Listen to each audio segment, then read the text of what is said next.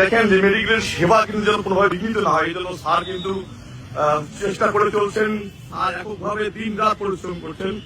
কিন্তু আসলে সবারই যে আমাদের দায়িত্ব, আপনারা দেখছেন যে রিপ্রেজেন্টেটিভরা কিন্তু দৌড়ে চলে যাচ্ছেন। স্যারের যে চেষ্টা রুগীরা যেন সেবা কোনোভাবে বিঘ্নিত না হয়, এই কারণে কিন্তু স্যার বারবার চেষ্টা করছেন, বিভিন্ন বিষয় দেখছেন, নিজে সরজমিনে পরিদর্শন করছেন। সেটার ধারাবাহিকতায় আমরা দেখছেন যে রিপ্রেজেন্টেটিভরা কিন্তু স্যারকে দেখে আমরা একদম তাদেরকে বারবার বলা হয়েছে যে এভাবে আসলে রুগীদের সেবা যেন বিঘ্নিত না হয়,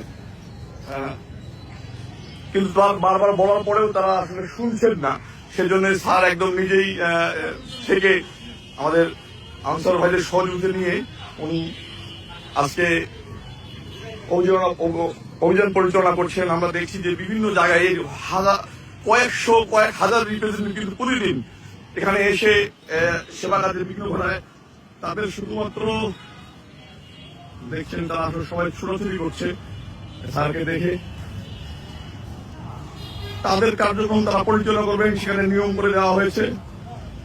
কিন্তু আমরা দেখছি যে আসলে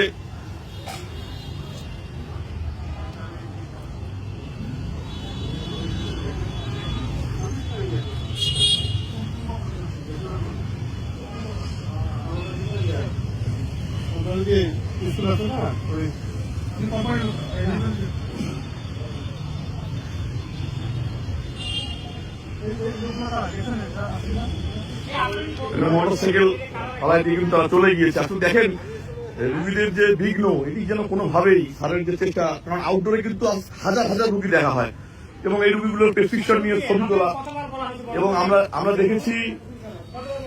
আমরা দেখেছি যে এই রুগীর যে প্রেসক্রিপশন ছবি তোলার হাইকোর্টের নির্দেশনা রয়েছে।